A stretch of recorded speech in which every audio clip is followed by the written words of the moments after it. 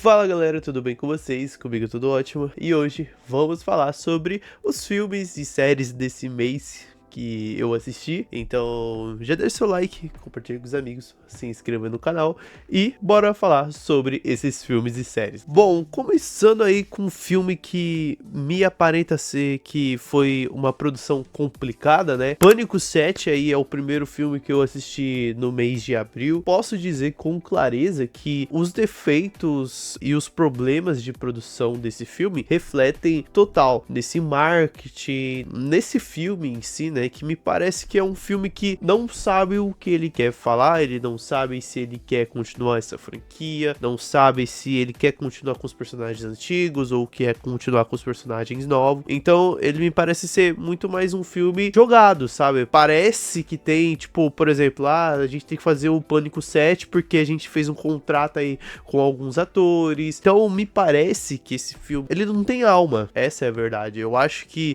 não tem um motivo dele estar ali, sabe? Você volta com o arco da Sydney aqui voltando, né? Você tem a personagem da Gale também voltando, junto com dois outros personagens que apareceram nos filmes anteriores lá, que é da nova geração do Pânico, e você traz eles de volta, e aí você tem a filha da Sydney ali com os amigos dela e tal, e aí você pensa, pô, eu acho que vai ter um salto aqui com essa franquia, vai mostrar alguma coisa nova, mostrar novos personagens, e acaba que não é isso, sabe? Eu acho que nem a revelação do assassino no final, eu acho que tem uma coerência ali, sabe? Com a própria franquia em si, porque nos outros assassinos, ou era o irmão da Sydney, ou era, tipo, a mãe do primeiro Ghostface lá, do namorado da Sydney. Primeiro é o namorado da Sydney junto com o Stu, e o Stu tá nesse filme aqui, e meio que ser esse cara, tipo assim, ele tá vivo, ele não tá,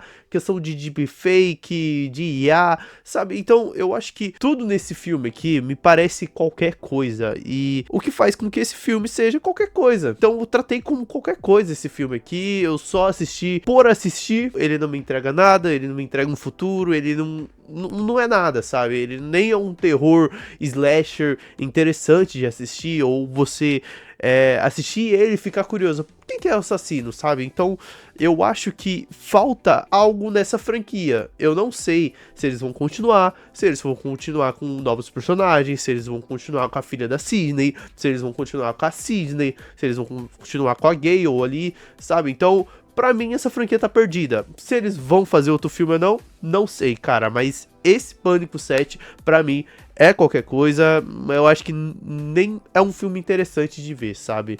E nem vou entrar em outros méritos dos problemas aí que eles tiveram com os outros atores lá, né? Que é a principal que tinha antes, que era a filha do Billy Lewis lá. A negócio da Jenna Ortega também. Cara, nem vou entrar nesse mérito, porque mostra que essa produção começou já bagunçada, entendeu? Então, a minha fé que eu tinha nela, né? Vendo os trailers e tal, já não era uma fé muito grande nesse filme. Então, pra mim, foi qualquer coisa Pânico 7. Bom, o próximo filme aí que eu assisti foi Morro dos Ventos Ruivantes, que, assim, me bateu uma curiosidade, sabe? Eu acho que as pessoas estavam falando muito sobre esse filme, porque ele é baseado num romance, num livro, que não é exatamente um romance, então eu fiquei curioso pra ver sobre o que é Morro dos Ventos Ruivantes, sabe? E aí você tem a Margot Robbie e o Jacob Elord, né, nesse filme aqui, que me parece que seria um romance entre os dois ali. Eu fui surpreendido na questão de como o filme ele mostra esses personagens, sabe? A personagem da Margot Robbie, cara, o quão irritante ela é, sabe? Desde o começo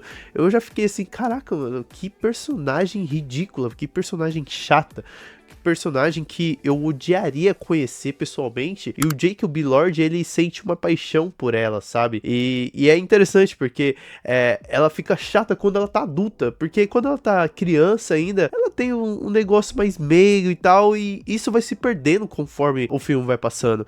E aí o filme é sobre esse romance tóxico dos dois, né? Essa questão dos dois, depois o Jacob Elord, ele ser maltratado pelo pai dela, dela e ser só mais um escravo ali na casa dela, e ela ainda ter um apreço, um pouco de carinho a ele, e ele se sente acolhido por ela, então ele se apaixona por ela, e aí chega num determinado momento que acontece uma coisa ali no filme, que ele vai embora, ele fica bravo com ela, ele vê que ela não ama ele, sabe? E aí depois a coisa vai pra um outro lado de ficar meio doentio, sabe? O Jacob Elord volta todo bonitão e tal, pô, eu fiquei rico, não sei como, isso não é mostrado. A Margot Robbie tá num casamento com outro cara, e aí vira uma coisa doentia do Jacob Elord ser meio o amante dela, e ele tá nesse romance com ela proibido, e ao mesmo tempo é uma coisa doentia dos dois ali, vai virando um rebuliço ali, rebuliço, olha a palavra que eu trouxe pra esse filme, um rebuliço ali. Eu fiquei intrigado, mas aí chega numa certa parte que eu acho que me cansa um pouco, cara. Eu acho que chega numa parte ali que se eu não me engano, no meio do filme ali, que eles já estão assumidos como amantes e tal, pô, que isso, e aí ele vai uma coisa muito bizarra até, né, o Jacob Elord, ele pega uma personagem lá e faz a menina literalmente de cachorrinha, e eu tô ficando assim, cara, pra onde esse filme tá indo? Então, esse filme aí é uma mistura de emoções, assim, que, sinceramente, eu particularmente não entendi. Coisas que são bizarras, uma fotografia que me aparenta ser legal em alguns momentos ali, sabe? Mas, não sei, eu achei meio esquisito esse filme. A verdade é essa, eu acho que eu achei meio esquisito. E no final do filme até vira uma coisa mais de romance e ao mesmo tempo bizarro. E é isso, eu acho que esse filme é um romance meio bizarro e uma coisa doentia dos dois ali, uma intriga dos dois ali sempre. Então, cara, ao mesmo tempo que esse filme é interessante, ele também, sei lá, cara, é esquisito demais. Morro dos Ventos Uivantes é um filme, é isso, sabe? É um filme bizarro. Eu acho que se você for assistir, você vai ficar assim, cara, o que tá acontecendo, sabe? Tem umas cenas totalmente loucas, assim, que acontecem no filme, e eu fico pensando, pô, mano, caraca, quem foi o cara que pensou nisso aqui?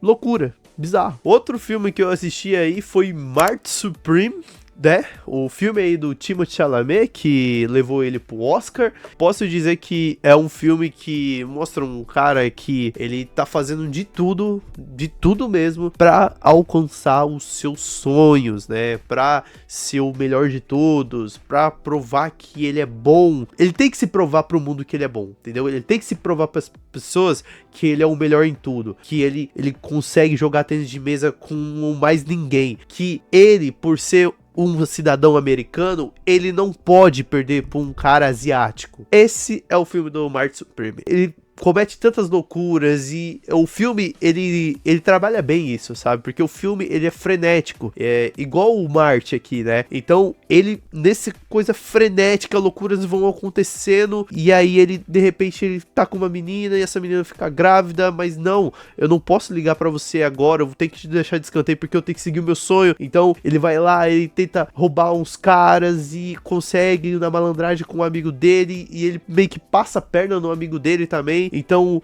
o sonho dele não tem limites, sabe? O que ele puder pra fazer, pra passar os outros pra trás, ele vai fazer, porque esse é o maior sonho dele. Ele tem que ir pra tal lugar, então, cara, eu tenho que conseguir dinheiro pra caramba pra ir em tal lugar, nem que eu vá lá e roube dinheiro da minha mãe, eu vou pra aquele lugar, sabe? Então, o Marte Supreme é isso.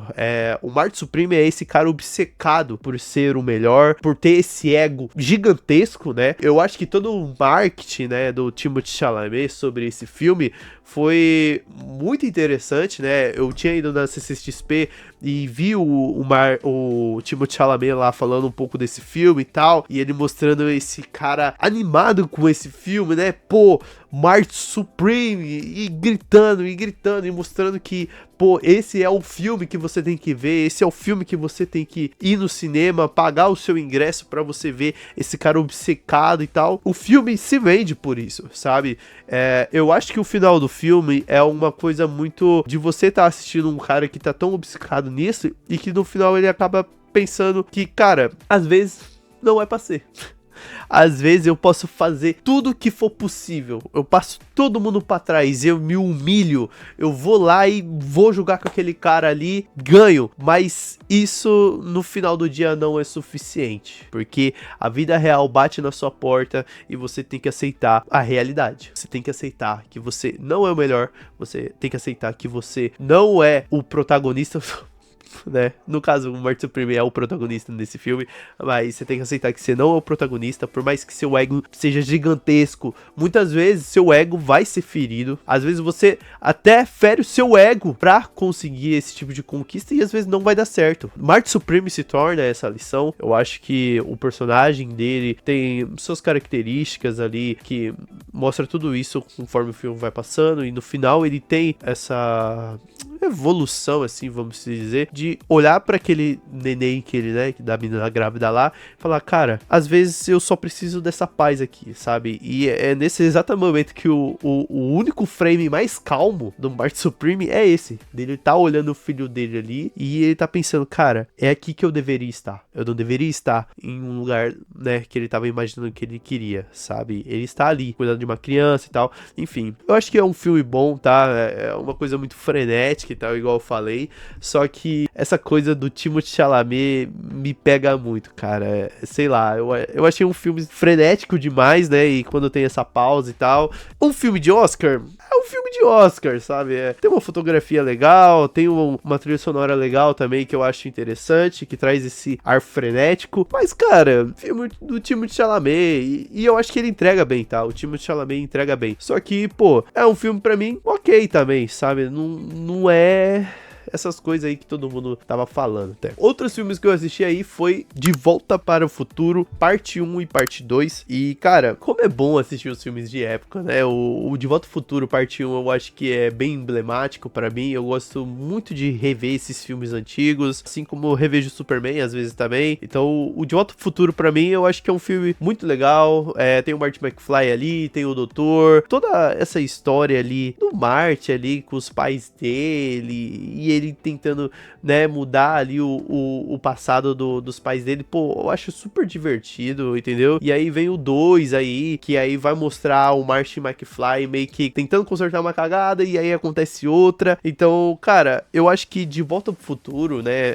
essa trilogia, né, o 1 eu acho muito legal, o 2 eu também acho sensacional, sabe, dele ir pro futuro, aí depois ele vai ter que voltar no passado e acontece as coisas erradas. Então, o parte 1 é muito divertido, mas o parte 2 ele é sensacional, cara. Eu acho que é um dos filmes que eu mais gosto de rever. Pô, o Marty McFly é um personagem icônico pra caramba.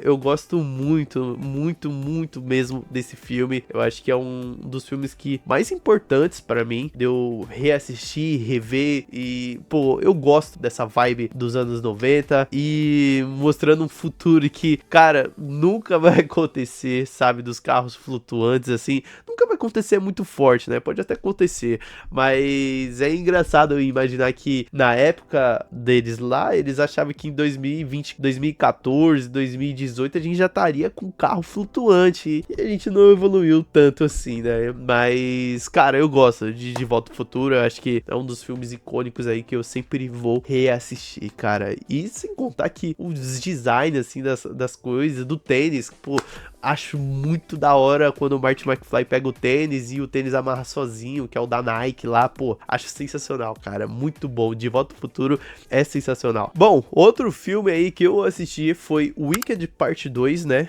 que tenho que dizer que não foi melhor que o Parte 1, porque eu acho que o Parte 1 tem uma questão da Glinda e da Elphaba tá ali na escola, todas as questões das duas ali, e as duas sonharem com essa questão da magia, né, a Glinda querendo ter a magia e a Elphaba lidando com a magia dela, e ter essas duas personagens juntas ali, que no começo estavam separadas, né, que são uma diferente das outras, tanto em cor, em personalidade e tal, e você ter as duas ali se juntando no final, né, e meio que uma abrindo mão da outra, deixando a outra voar e tal, e cara, eu acho o parte 1 legal, sabe, e o parte 2 eu achei que superaria minhas expectativas. narrativas. Eu acho que o Wicked Parte 1 foi um dos musicais que eu mais gostei, porque eu nunca fui muito fã de musical e tal, até que, pô, High School Musical, Caminhos da Floresta, que eu assisti uma vez, eu achei péssimo, péssimo, e eu acho que esse foi um dos filmes de musicais que me traumatizou. La La Land, que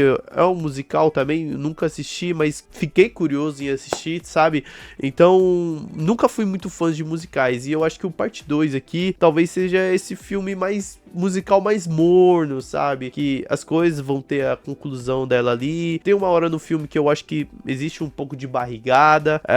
Então, me parece que o Parte 1, ele tem os seus destaques ali, sabe? As músicas são mais... pega mais na minha cabeça, sabe? E aqui no Parte 2 não me parece isso, sabe? Não tô falando que o Parte 2 é ruim, tá? O Parte 2 é muito legal, o visual é muito legal, muito interessante também o final que eles dão pra Elphaba ali. Eu acho legal tudo que eles fazem ali no universo de mágico de Oz. É divertido, sabe? Se você for assistir o Wicked Parte 2, pô, você vai achar legal, mas o Parte 1 eu acho que tem um destaque a mais pra mim. Eu acho que o que ele se propõe a fazer no Parte 1 ali, ele faz muito bem, sabe? Essa questão da Glinda e da Elphaba, e eu acho mais divertido, né? Então, o Parte 2 é legal, o Parte 1 é melhor ainda, sabe? Então, pô, vai assistir o Wicked lá, que eu acho que você pode se interessar. Bom, eu assisti a segunda temporada de Fallout, né?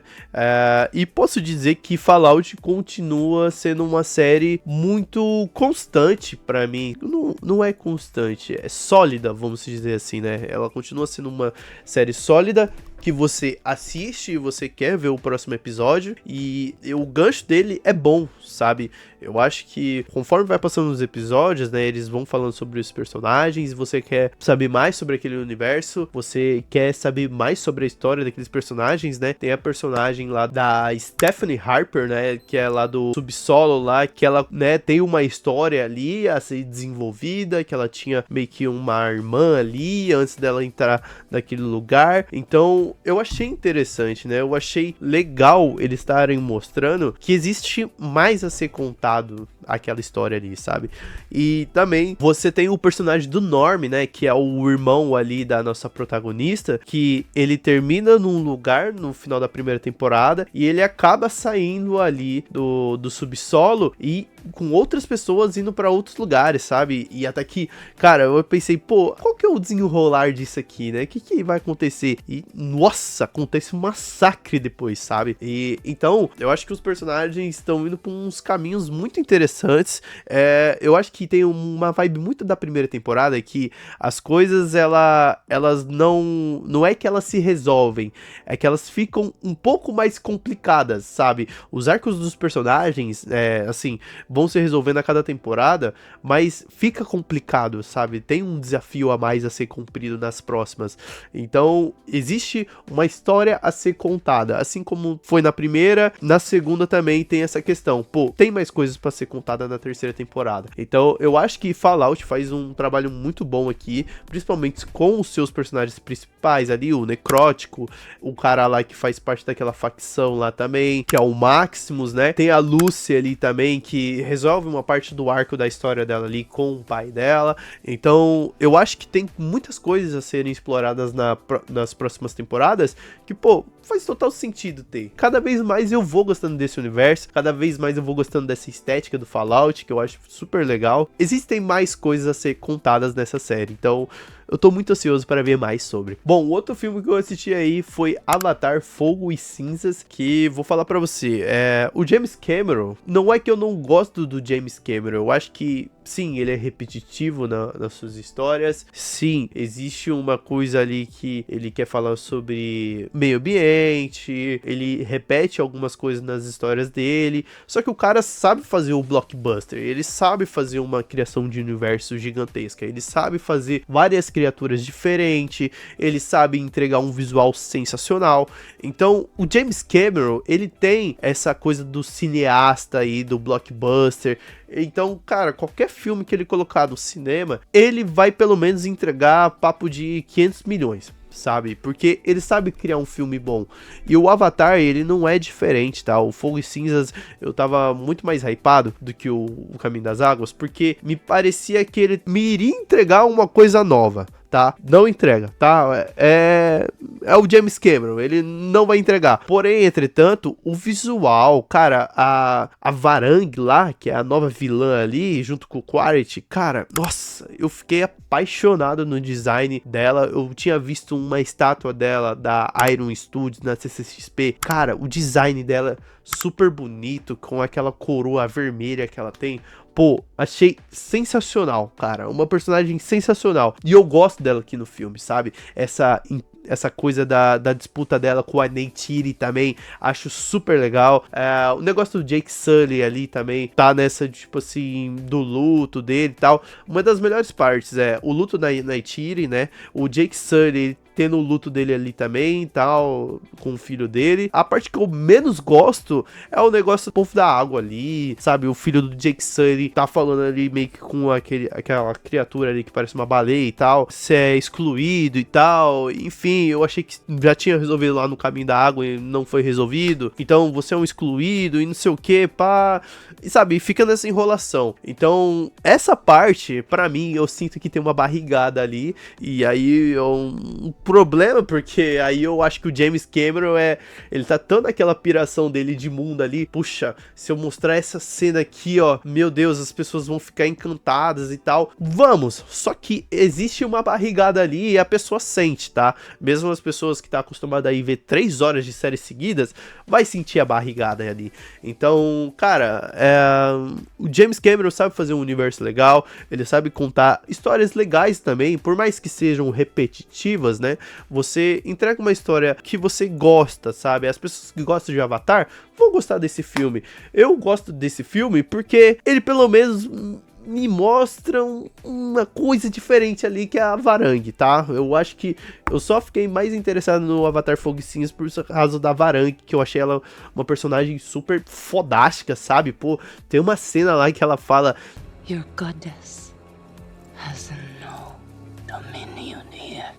Cara, que cena sensacional, pô. Vilãzona, sabe? E o Quaritch, ele é aquele vilão ali que, mano, vai ter uma redenção pra ele. Tem toda uma questão do Spider ali também no meio do filme, que ele consegue respirar agora por causa de um meio que um organismo que entra nele e tal, por causa da outra menina que é conectada com o Oa. Enfim, as coisas ali de Avatar, provavelmente eles vão continuar essa franquia com esse negócio do Spider ali. Vamos ver o próximo Avatar aí, né? O James Cameron falou que não vai mais fazer, tal, talvez ele mude de ideia, talvez ele faça os próximos Avatares, porque é o que ele gosta de fazer, né? Talvez ele esteja só nas produções, mas, cara, Avatar Fogo e Cinzas é um filme legal, é um filme que, pô, entrega o blockbuster aí do James Cameron e acho que vale você assistir, tá? Pela barrigada, não vale, tá? Porque tem uma barrigada enorme de pelo menos de meia hora ali que, pô, cansativo, mas beleza. Alice in Borderland, é a 3ª temporada, se eu não me engano, dessa série, e aí, quando eu terminei a segunda, se eu não me engano, tem a carta Coringa que aparece no final. Eu falei, tá, mas pra quê? Sabe? Pra que você vai trazer esses personagens de voltas, né? E existe uma explicação até que eu acho muito interessante, que é entre você explicar o que é aquele mundo e tal. Eu não vou explicar aqui pra vocês, tá? Mas eu acho que é uma série que não é que ela tem um porquê dela voltar, sabe? Mas, pô, é uma série legal, tá? Eu acho que a Netflix é complicada, porque igual o Round 6, que eu não terminei, tá? Não terminei a última temporada que teve de Round 6. Pô, ela tenta ainda, né, tipo, pegar uma coisa a mais ali da franquia, que eu acho que já teria uma conclusão ali dos personagens, e ela faz essa 3ª temporada. A 3ª temporada não é ruim, tá? Eu acho legal a 3ª temporada, eu gosto de como os personagens voltam, sobre os temas que são debatidos ali, sobre até depressão, sobre uns temas pesados mesmo, né? A série como toda é um pesado, gosto dos jogos ali que são mostrados também, gosto de como o episódio, né, pega você faz meio que, entra num jogo, aí você tá na metade do jogo, aí tem um desafio, e aí termina o episódio, aí você quer terminar o próximo episódio, assistir o próximo episódio, pra você ver o que vai dar, aí na metade do outro episódio o jogo acaba e a acontece outro, sabe? Eu terminei essa série aí em um dia. Foi exatamente isso que aconteceu. Eu terminei essa série em um dia. Alice in Borderland, ela é uma série muito boa, tá? Essa terceira temporada é uma temporada muito boa. A conclusão ali viaja um pouco e tal, mas, pô, eu acho que quando eles voltam aqui nessa terceira temporada, já é uma coisa muito viajada, né? Então, é isso.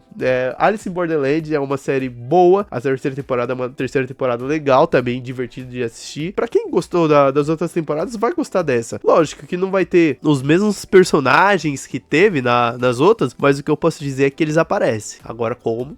Vou deixar no ar aí. Mas, pô, a terceira temporada é legal. Vai lá assistir. Manual Prático da Vingança Lucrativa, né? Glenn Powell aí fazendo vários filmes diferentes. E eu acho que esse é um deles, né?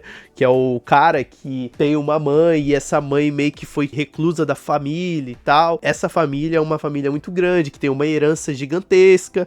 E o Glenn Powell é esse filho, esse neto no caso, né?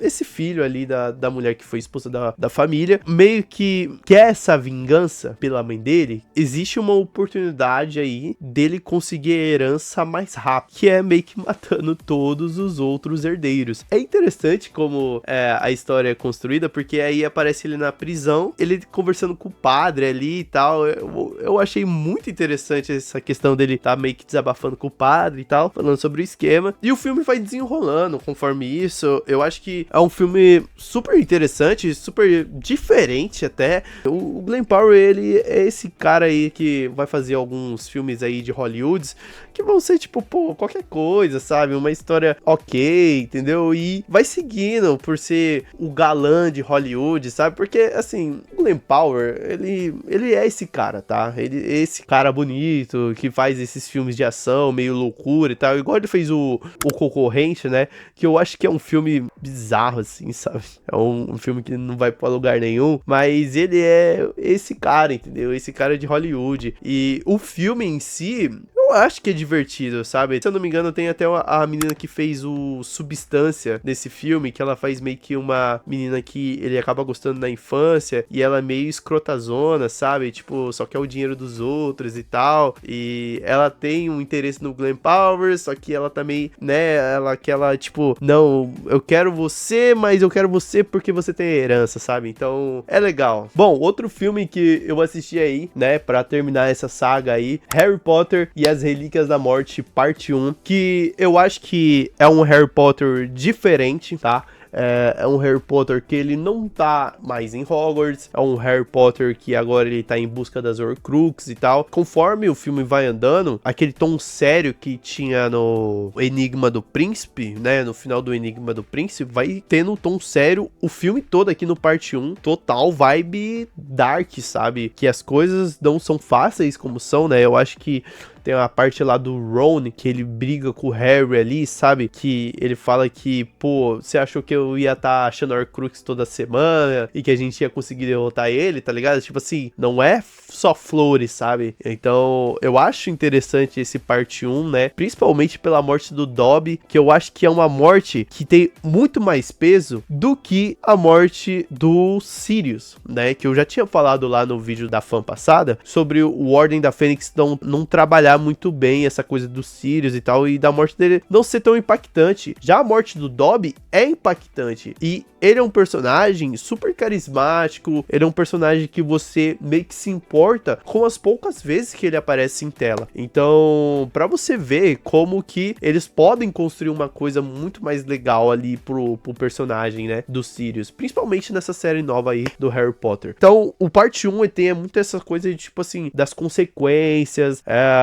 do Harry tá meio que perdido ali com a Hermione e o Ron, de eles fazerem os planos deles e nada dá certo, e aí no final eles descobrirem que o Lorde das Trevas lá, que é a varinha das varinhas, e que existem as Relíquias da Morte e tal. Eu acho esse filme super legal, não supera o Cálice de Fogo, não tem nenhum filme do Harry Potter nessa lista aqui que vai superar o Cálice de Fogo, mas é um filme que tá ali, ó, perto do Cálice de Fogo, tá ali. Eu acho que o parte 1 ele tem tem essa vibe meio dark zona, e eu acho que eu gosto disso. Eu gosto dos personagens eles estarem num fio e ele está caminhando em cima desse fio, sabe? Nessa corda bamba. E eu acho muito legal de como o filme é construído. Então, acho que Harry Potter parte 1 é muito bom, cara. É muito bom mesmo. E aí, a gente vai pro Harry Potter e as Relíquias da Morte parte 2, meio que terminando essa franquia, que eu acho que é um filme que ele tem que ser muito acelerado, né? Então, o parte 1, ele tinha toda essa questão dele estar na corda bamba, e aí agora no parte 2 é a conclusão. Vamos ter que cair pra cima. É isso. Vamos voltar pra Hogwarts, vamos usar o castelo como um bunker, enquanto a gente consegue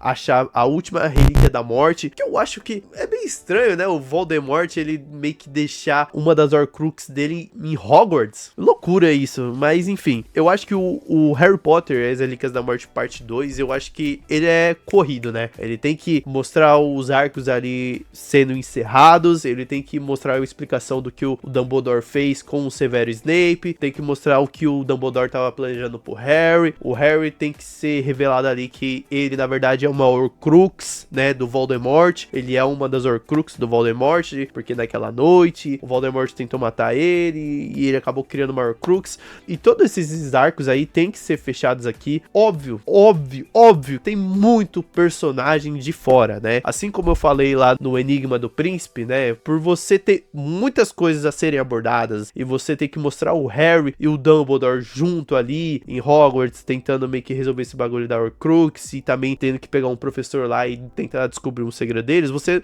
não consegue dar espaço para os outros personagens entrarem nessa história, né? Você não consegue mostrar outros arcos ali, então você tem que começar a fechar eles, fechar as lacunas ali. Então, o único personagem meio que, tipo, aparece, assim, é o Neville Longbottom lá, né, que ele tira a espada de Gryffindor lá e mata a cobra, e ele é um dos únicos personagens, assim, secundários que ganha o destaque ali, porque o filme não tem tempo de dar esse destaque pros outros personagens. Eu acho que ele dá o destaque ali pra Hermione e o Ron ali, que tem umas cenas também, é isso, ele vai ter que encerrar tudo, aquelas coisas ali do Harry e tal. Pra mim, como uma batalha final ali e tal, eu acho legal. E eu acho que poderia ter mostrado até mais da batalha pra mim, mas igual eu falei, como o filme é tão corrido, tão apressado pra conseguir fechar tudo em 2 horas e meia de filme, 2 horas e meia, 3 horas, se eu não me engano, um filme, pô, eu acho que, ele não tem muito tempo de fazer isso. Mas, cara, o Harry Potter parte 2, eu acho que fecha uma conclusão legal ali da história, fecha uma conclusão legal ali da saga e tá de bom tamanho. Mas, Cálice de Fogo continua sendo melhor. É isso, diga aí nos comentários o que você achou da minha fã de abril, dos filmes que eu assisti nesse mês. Gostou? Não gostou? Tem filme que você achou que eu falei mal? Que isso? Fui até mediano aqui. Deixa aí nos comentários, deixa seu like, compartilhe com os amigos, se inscreva no canal e até a próxima, rapaziada. Falou!